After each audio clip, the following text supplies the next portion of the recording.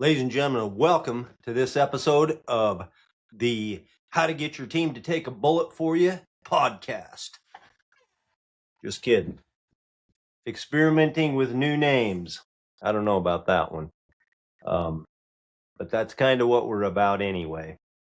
How to get people to line up for you, how to get better results, how to get more cooperation, how to get more accountability, how to make more progress with what you have to work with, or get something different to work with. Really, it just comes down to people, And as a quick recap, oh, by the way, hey, don't want to forget this. This episode is sponsored in part by Cowboy Cuffs. Elevate your style, elevate your life, and elevate each other. I think we called this one, what the hell is it called? Saddle or something like that. Saddle, rawhide and leather, or I don't know, something. But I got the cool cowboy, there you go, kind of see that right there.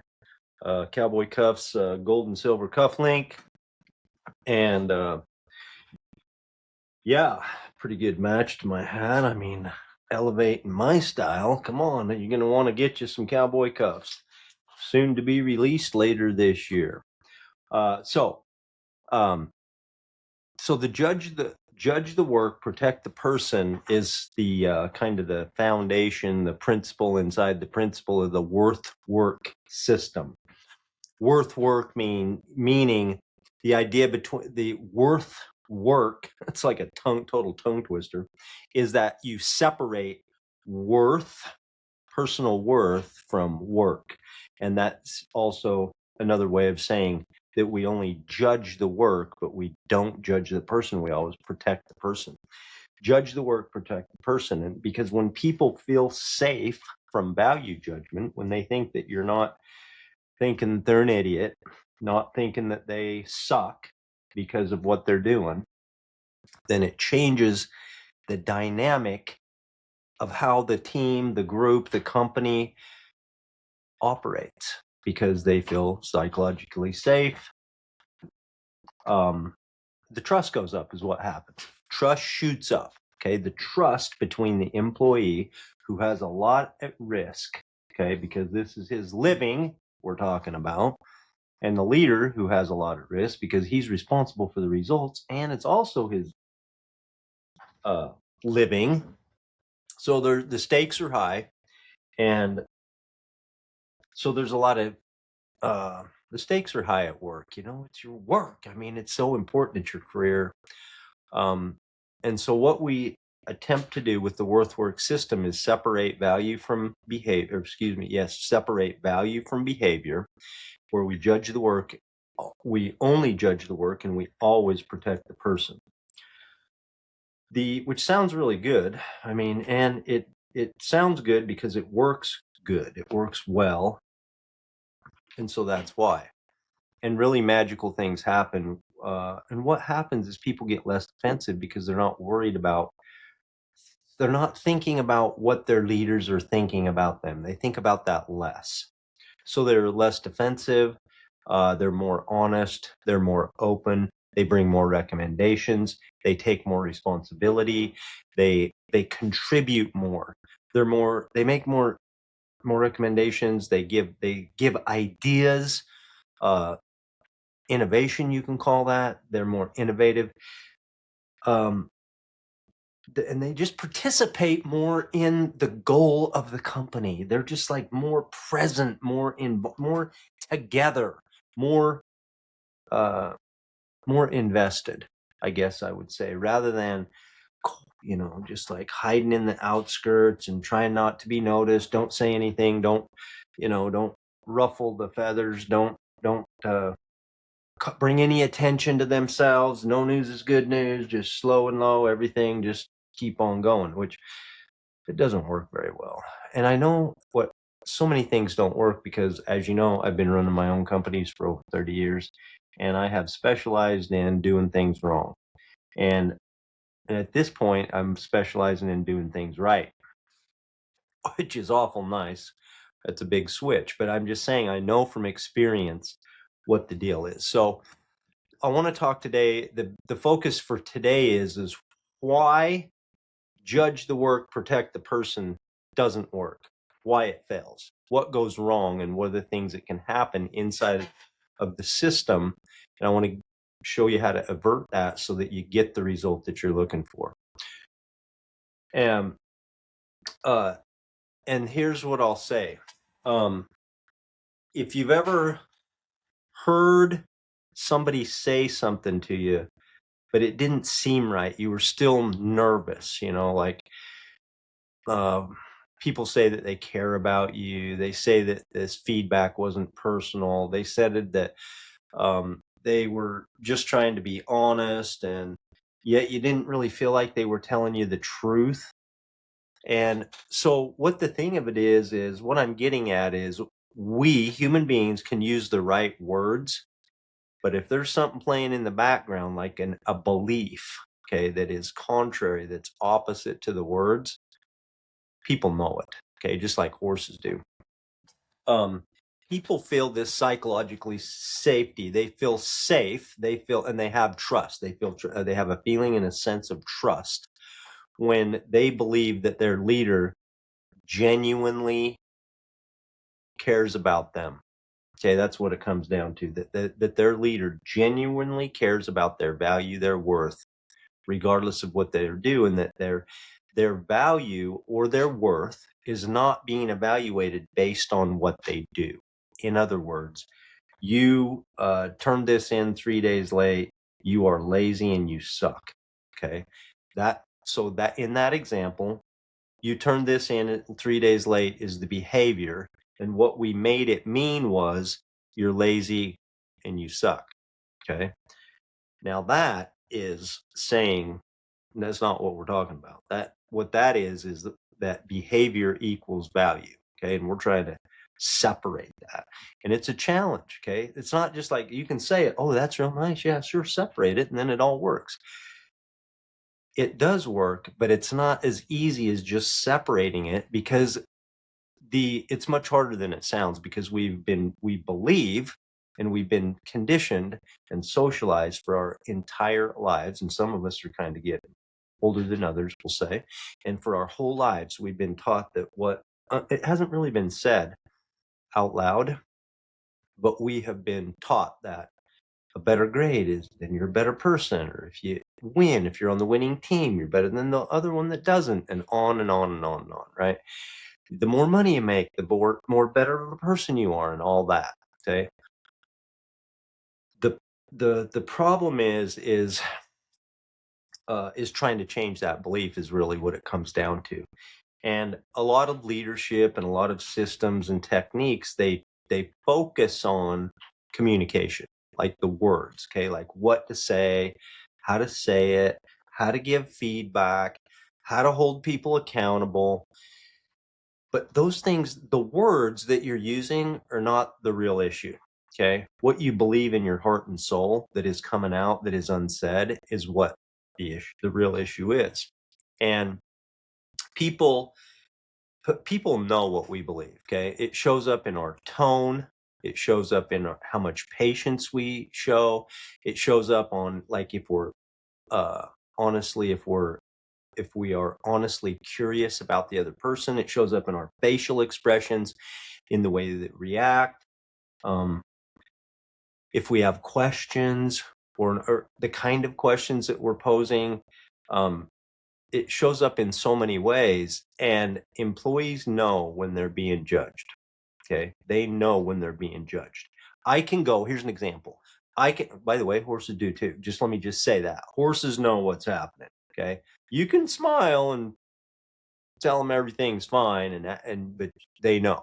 Okay, and we a lot of times think that people don't, but they do. Okay, people know. They don't have to. They're not forced to be as intuitive and as connected they don't have to be as observant as a horse does, because a horse is naturally that way because it's their life. They're just like fight or flight. What's going on here? They're a prey animal, and so they're super hyper tuned into everything that's going on, and that's why they can notice, for what seems like a mile away, what you've been thinking about yesterday. Okay, but people know more than we let on. We don't have to like feel like we're wearing all of our emotions on our sleeves. People know. Okay, even if you're acting like that you don't, you think you handled it pretty well, most of the time people are going to know.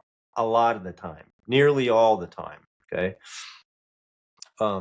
So here's an example. I can go up and I can preface my comment. Let's just say that whoever works for me is just like, I can't believe you did that, right? It is so wrong. And these are my thoughts. And so I go to them and I say, first of all, I've recognized that something needs a change. Okay. I need them to change what they're doing.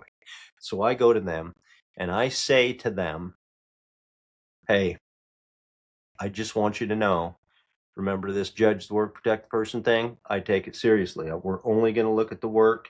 Always going to protect the person. So I'm prefacing it with a reminder of, hey, I just want you to know this isn't about you personally. It's just about the work. And maybe I say it just like that.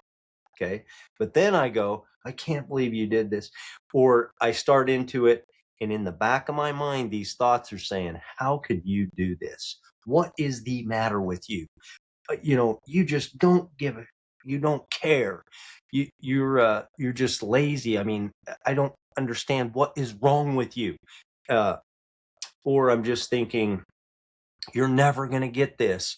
Or I would never do that. I don't even know how you could think to do such a thing. And these are examples of thoughts that I've had, if you can't tell, about people when I'm talking to them. And so even if I don't say those thoughts, if I go up and I preface it and I say, hey, just want you to know this isn't about you personally, and then I go talk about the work, but I have those thoughts that I've been thinking, or I'm thinking now as I start to discuss what needs to change, they know it.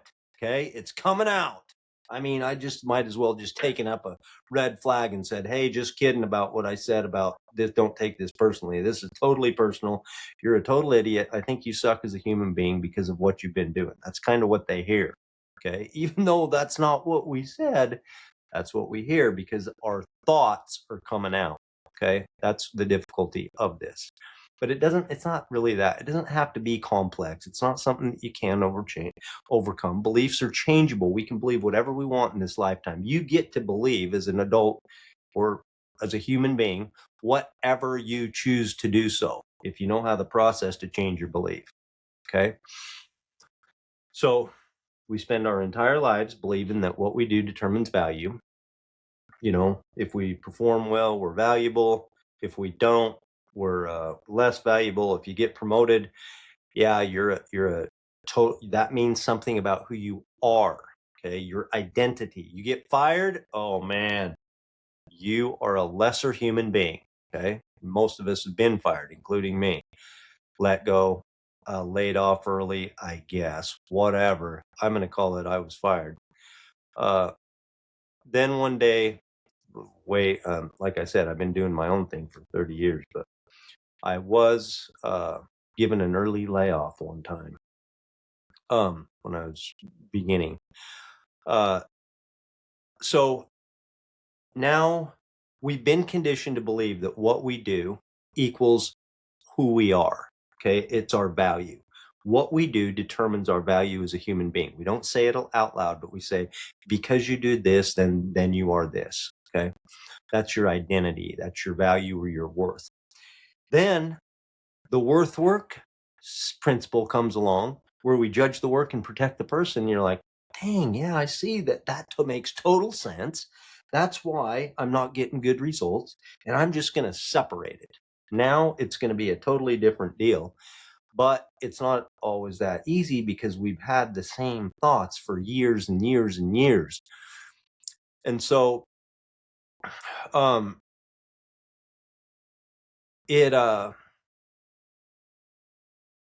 it's not that easy. So we have to practice it. Okay. So the leader, a lot of times what happens is with leaders, we begin the thought process with the behavior. We start saying, okay, well, we're going to focus on this behavior. We're going to think about this behavior. And then all of a sudden we have these back thoughts, like something gets added to the mix, like, oh man, this person doesn't care. Okay. Or you're not really committed to being good here. Or this person is lazy, or this person is hopeless. Or, you are an idiot. Okay. And so now, as I'm thinking this, as I'm trying to talk about the work and not make it personal for the person, because of the thoughts that I'm having inside of my mind that I'm not even saying, the discussion is no longer about the behavior, it's become about the person.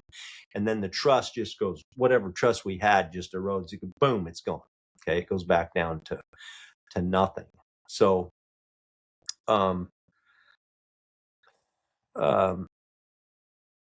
when, you know, like I said, the whole system, it sounds easy until you as a leader come up with a missed deadline that you're responsible for, somebody out there that's just a troublemaker, they're creating problems, important tasks are going down, they didn't meet the expectations, and then you're just like, you're angry. I mean,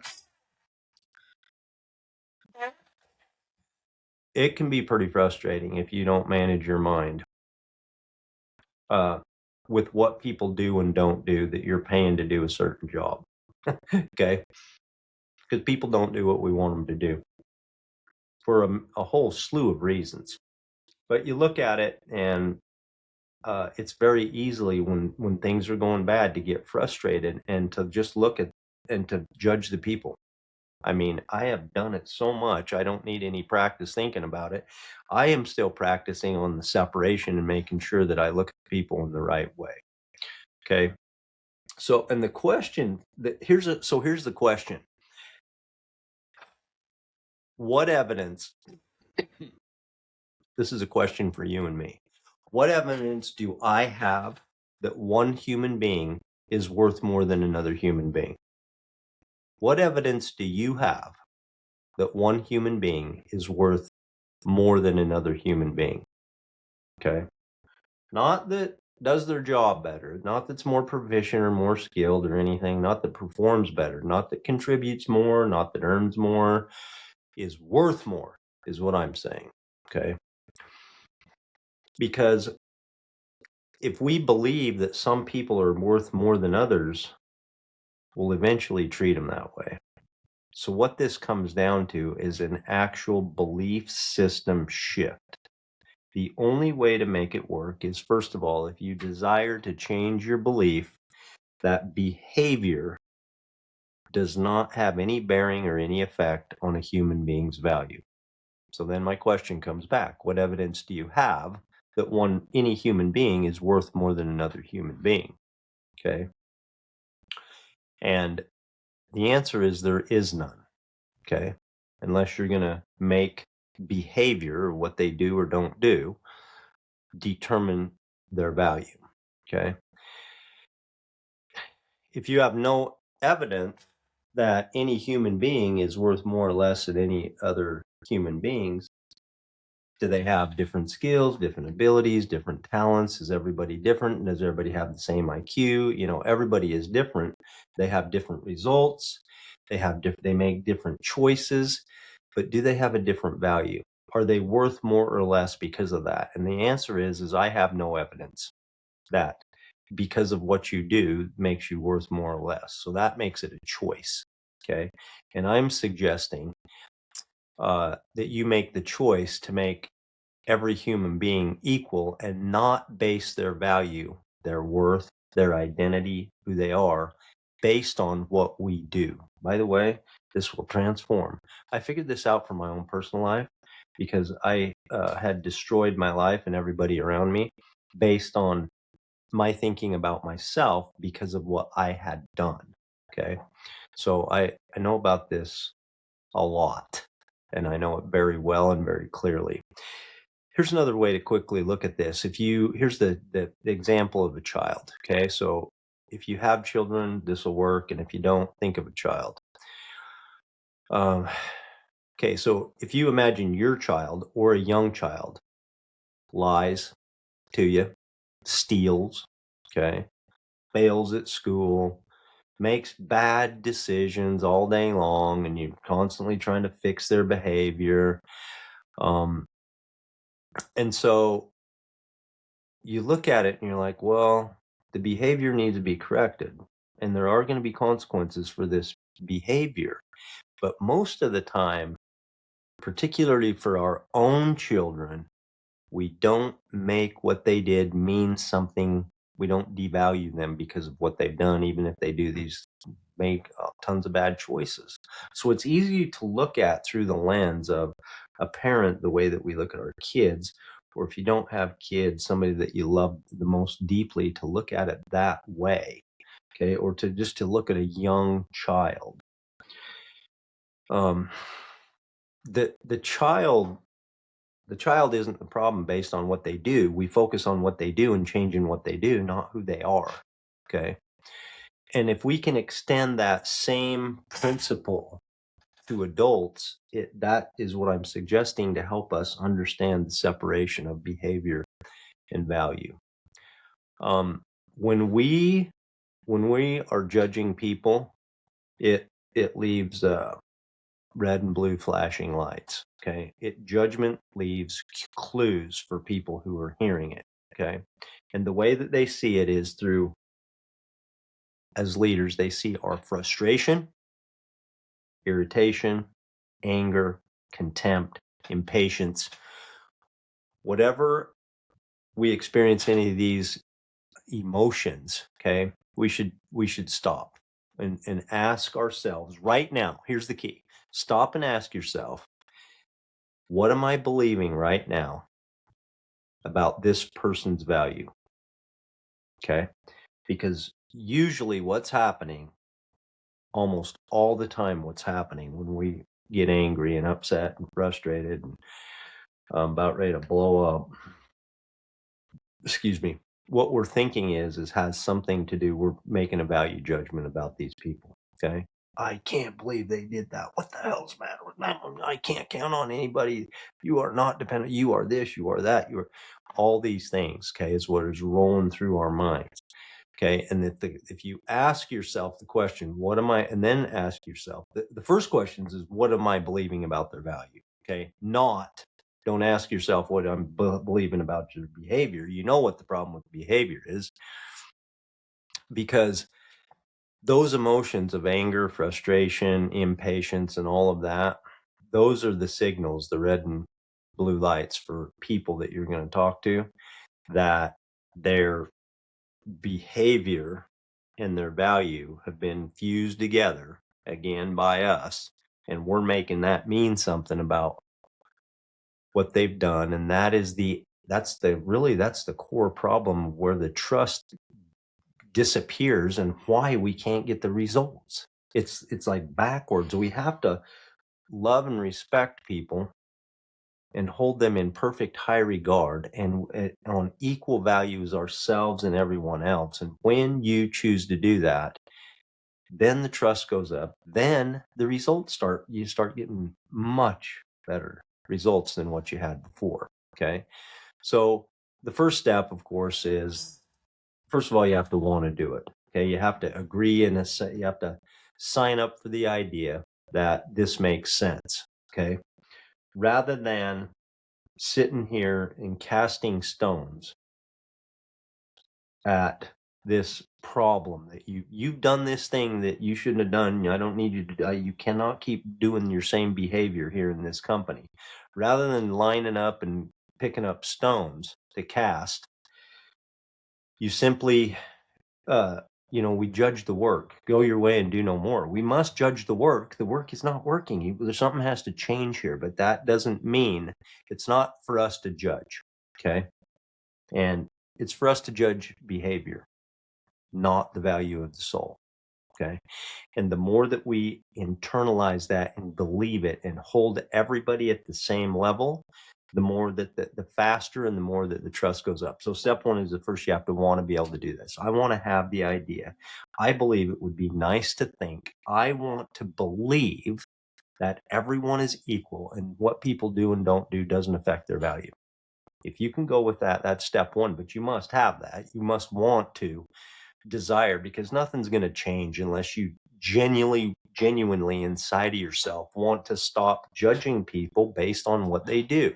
I highly recommend this. And I like to start with yourself, start forgiving yourself for what you do and just say, yeah, sometimes I'm a human being. Sometimes I do things I wish I wouldn't have. And then I correct them the best I can. And then I go on and whatever. Start forgiving yourself. Start judging and hold your own value in a perfect regard. Start there. Do the best you can on everything. This is a huge concept and it's a big shift. And so if you look at yourself that way, then you're going to be able to relate to the rest of the world this way. Okay. If you work for a company that agrees with the work system, you don't want to be just doing it because HR, that's the company new motto or all that. You have to actually desire to do it, not because it's a technique or a trick or something that's going to help you get a better result. You have to actually want to. Okay. Because people get defensive, they hide. People get defensive. They hide problems. They get defensive. They avoid accountability. Lost my train of thought a minute for shooting me, but there's all these negative results. People stop trusting. They start making progress. They start being less honest. They start not lining up for the team. You can feel it. Okay. And the whole attitude in the group starts to go down. Okay. As a leader, you have to really want to develop a new way of thinking for yourself that is going to be related to the people that you lead, and is going to fundamentally change. Okay. And it doesn't have to take for forever to be able to do this, but is going to fundamentally change the dynamic, the way that everybody acts and behaves as the end result inside the group. Okay. So first of all is to desire to, you have to genuinely want to be able to accept the ideas of separating and accept the idea that you want to judge the work and protect the person. Step 2 is to recognize your own thinking and have the awareness. Okay. You have to recognize your thinking, and then you have to recognize the words that are going to go behind the thinking. Okay. So when you're upset, when you're frustrated, when you can see that you're impatient, when you're ready to, now's not the time unless you absolutely have to. And then when you do go, I'm going to tell you a thought to put the first thought when you do go, even if it's urgent and you can't give yourself time to rethink it. Okay. If you catch yourself, here's the thoughts. Okay. And I've given you a whole bunch, but to recognize what you're thinking about the person that needs to change the behavior. Okay. If you see yourself, if you hear yourself thinking, this person is if this person is lazy, this person is hopeless, or you are an idiot, or you will never learn, I don't know what's the matter with you, competent people wouldn't do this, good employees don't act this way, responsible people don't, blah, blah, blah.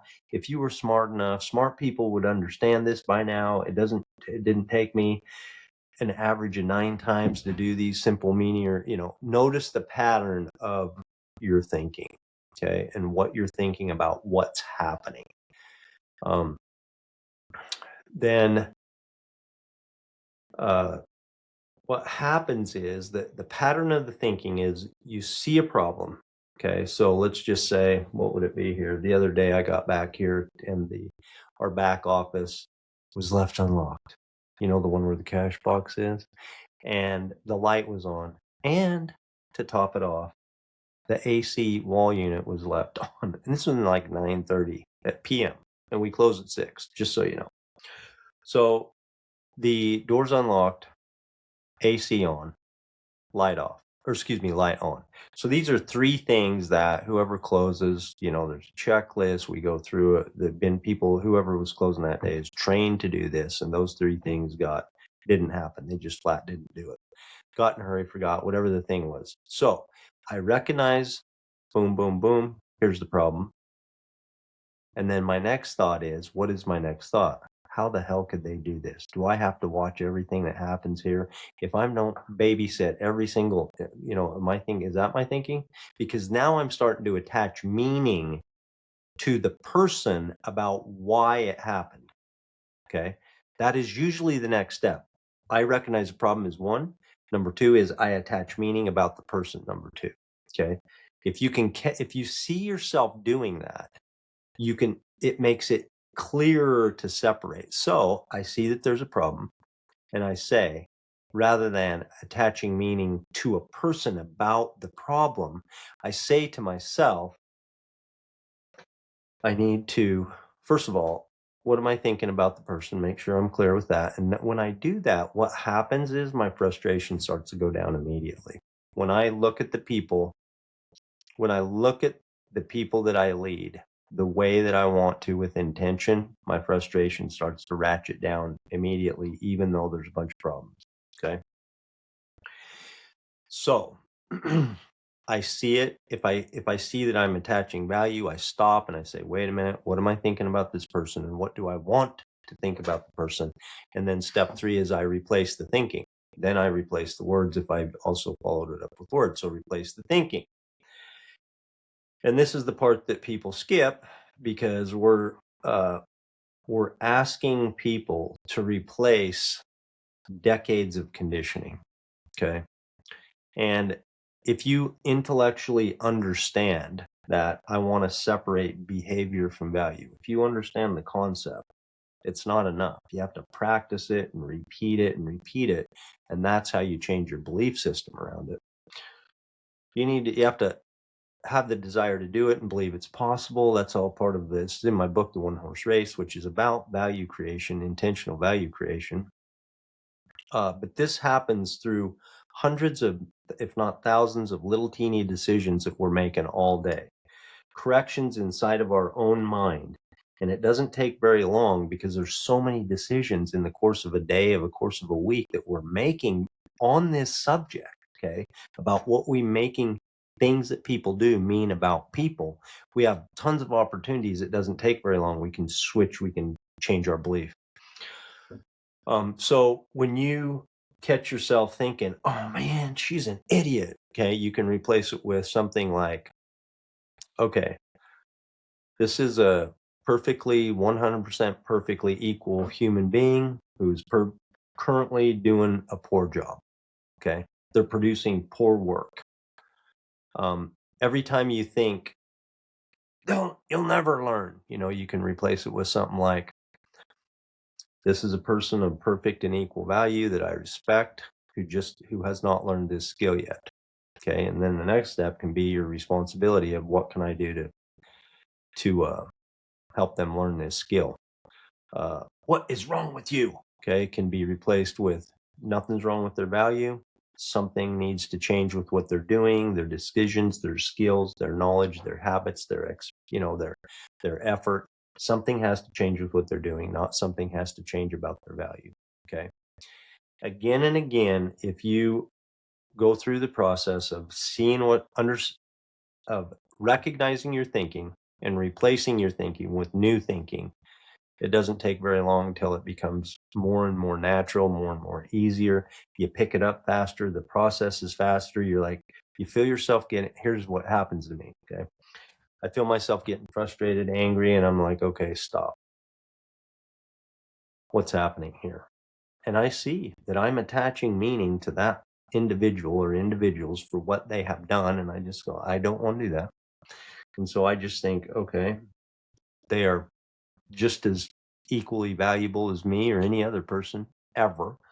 So I'm going to separate that and put it over here, and I'm just going to look at what's happening. What do I need to do to help them solve what's happening? And then I only focus on this.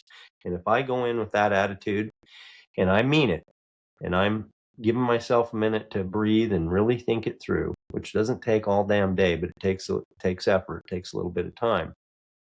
Then when I go and say, hey, this isn't about you. I want to make sure you take this personally. But what you're doing needs to change. We need to focus on the behavior. They can feel it if I believe that or not. Okay. And they know that it's not personal. I say, let's talk about what's happening. Let's talk about the work. because they hear the words, but they feel the judgment. Okay. People trust, they know what's inside of you. They trust your beliefs before they trust your words. Okay. A lot of times they're like, I don't know, but they can tell. Okay. Psychological safety, according to me, means that people trust that they are safe from value judgment. And when people feel safe when they believe that in this group, with you as the leader, are not going to judge them for what they have done. Okay. But you are going to judge the work. Okay. We still have a super high standard, but we have more cooperation in getting it done. Okay. Because before, nobody can handle these difficult conversations. Nobody wants to have them. People avoid the accountability. What happens now is people are less defensive. They can look at it and say, yes, I can objectively look at the work. I can handle the difficult conversations, and I can even handle the consequences better because I can see that it's not all about me. Okay. It's just being about what I have done. Okay. Or not done.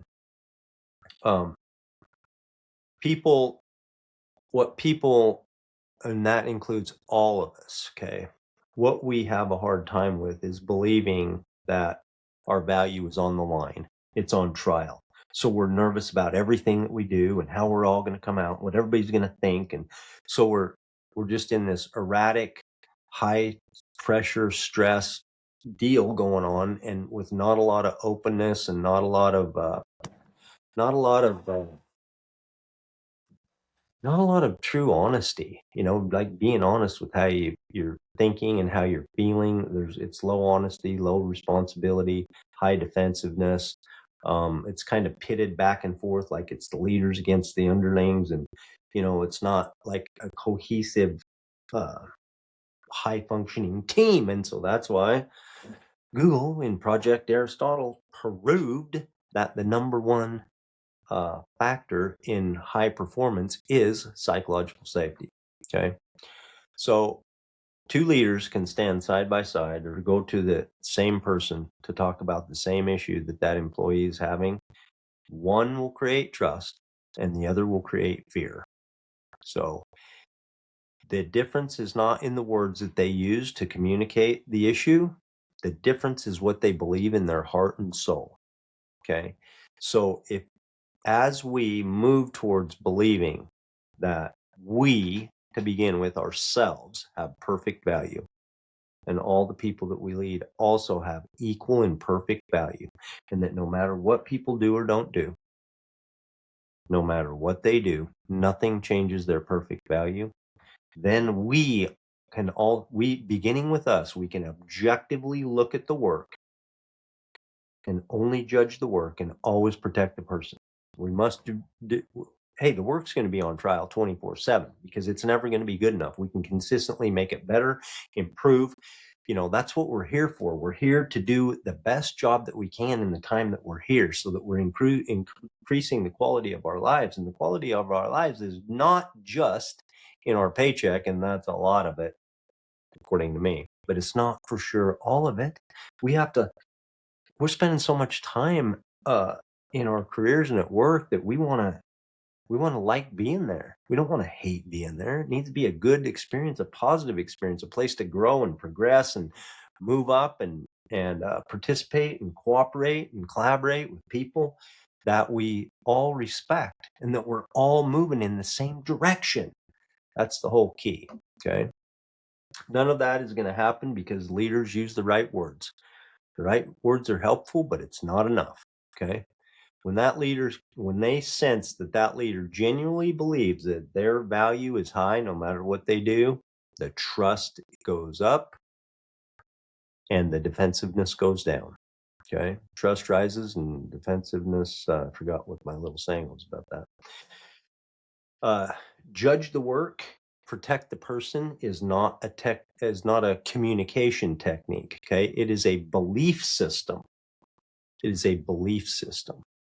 A belief system that can transform your workplace. Well, you know what's even more important than that? Before you even get to the workplace, it can transform your life. I can assure you of that. I promise it, straight up and down. You start believing that about yourself, that no matter what you do or don't do, and you're still 100% perfectly worthy. Wow. Okay. That's the transformation. And then that becomes easier, because if you believe that about yourself, people are picking up on what you're putting down, because how you relate to yourself is how you relate to the world.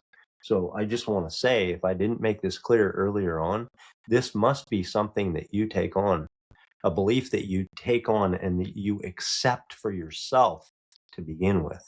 Okay. Then recognizing it in other people becomes so much easier.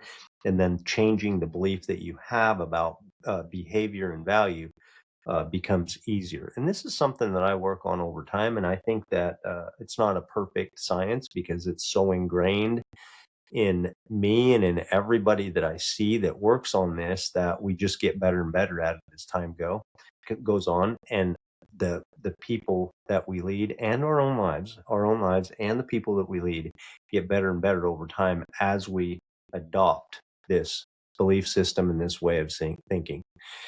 My friends, I appreciate you taking your time to be with me today. Remember this: no matter what you do or don't do, or what's been done to you, nothing can change your perfect worth. Your value is non-negotiable. Stay with me.